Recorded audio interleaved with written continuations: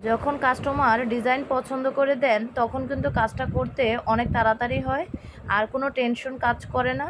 কিন্তু কিছু কাস্টমার আছে যারা সব সময় আমাদেরকে ইনবক্সে মেসেজ করে বলবে, আপু একটা 1 পাউন্ডের বা 2 পাউন্ডের কেক লাগবে, আর হচ্ছে আপনার পছন্দ মতন ডিজাইন দিয়ে দিবেন, তবে চেষ্টা করবেন ইউনিক একটা ডিজাইন এবং হচ্ছে একটা সুন্দর ডিজাইন দিতে।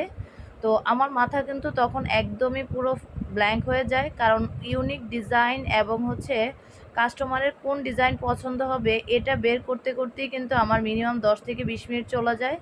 আর গ্যালারির মধ্যে এত এত কেকের পিকচার যে কোনটা ছেড়ে কোনটা করব এটা নিয়ে ভাবতে ভাবতে কিন্তু অনেক সময় চলে যায়।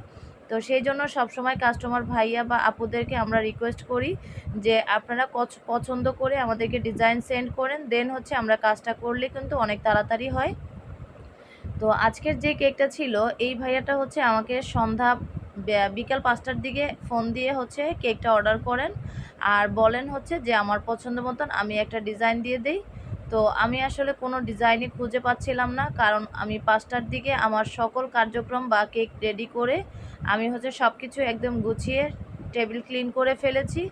তারপর হচ্ছে উনি আমাকে ফোন করে এই কেকটা অর্ডার করেন। তো সেই অবস্থায় আসলে অনেক বেশি খারাপ লেগেছে, তারপরেও আসলে কিছু বলার নেই, কারণ কাস্টমারের যখন যেভাবে মন চায় তখন তো তারা সেভাবেই কাজ করে।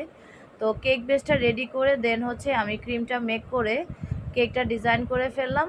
আর এখন হচ্ছে আমি বসে বসে ভাবতেছিলাম যে আমি কোন কাজটা বা কোন ডিজাইনটা করব। তো অনেক দিন ধরেই হচ্ছে ভাবছিলাম যে একটা সানফ্লাওয়ারের একটা ডিজাইন করব। তো আসলে সানফ্লাওয়ারের ডিজাইনের মধ্যে যেহেতু একটা ইয়েলো কালার দিয়ে করলে আসলে ভালো লাগে, তো সেই জন্য আসলে এই ডিজাইনটা করা হয়নি। তো ভাবলাম যে এখন সানফ্লাওয়ারের যেই নজেলটা দিয়ে বা হচ্ছে ওই নজেলের মতন একটা লুক দিয়ে একটা কেক মেক করা যাক। তো অবশেষে কিন্তু আমি এই সিম্পল ডিজাইনের কেকটা করে ফেললাম। তো এখানে হচ্ছে আমি কেক বেজের মধ্যে প্রথমে একটা নজেল দিয়ে কিছু ডিজাইনগুলো মার্ক করে নিলাম, যাতে প্রত্যেকটা ফ্লাওয়ার এক সমান হয় বা হচ্ছে একটু এদিক সেদিক না হয়। আর এভাবে মার্ক করে নিলে কিন্তু আপনার ফ্লাওয়ারটা একদম রাউন্ড হবে এবং ফ্লাওয়ারের যে পাতাগুলো সেগুলোও কিন্তু একদম সমানভাবে পড়বে আর আপনার কাজটাও কিন্তু অনেক বেশি পারফেকশন আসবে। তারপর হচ্ছে আমি এখানে পাইপিং ব্যাগের মাথাটা কাট করে একটু ভি শেপের কাট করে, মানে লিফ নজেলের মতন কাট করে আমি তারপর ছোট ছোট পাইপ করে করে এই ফ্লাওয়ারটা বেক করলাম। আপনারা কিন্তু ভিডিওতে দেখলেই বুঝতে পারবেন যে আমি কিভাবে কাজটা করেছি। তারপর এইখানে যে ফ্লাওয়ারগুলোর জন্য আমি 5টা করে পাপড়ি দিয়ে দিয়ে এই কাজটা করেছিলাম। দেন হচ্ছে সেম পাইপিং ব্যাগটা দিয়েই হচ্ছে আমি কেকের নিচেও বর্ডার দিয়ে দিলাম। আর এখন হচ্ছে আমি পুরো কেক ফ্লাওয়ারের মধ্যে কিছু পাতা দিয়ে দিলাম সবুজ কালারের। দেন হচ্ছে কেকের মাঝখানে যে সাদা অংশটা একটু ফাঁকা ফাঁকা, মাঝখানের ফাঁকা অংশটাকে আমি একটু নীল কালার ক্রিম দিয়ে ফিল করে দিলাম। তারপর হচ্ছে কেকের মধ্যে নামটা লিখে দিলাম। আর এভাবেই একটা সিম্পল কেক ডেকোরেশনটা কমপ্লিট করে ফেললাম। আর কাস্টমার ভাইয়াটা হচ্ছে সবসময় আমাকে লাস্ট মোমেন্টে কেক অর্ডার করেন। আর কিছু কিছু কাস্টমার আছে যাদের যাদের এরকম অভ্যাস আছে যে লাস্ট মোমেন্টে কেক অর্ডার করা।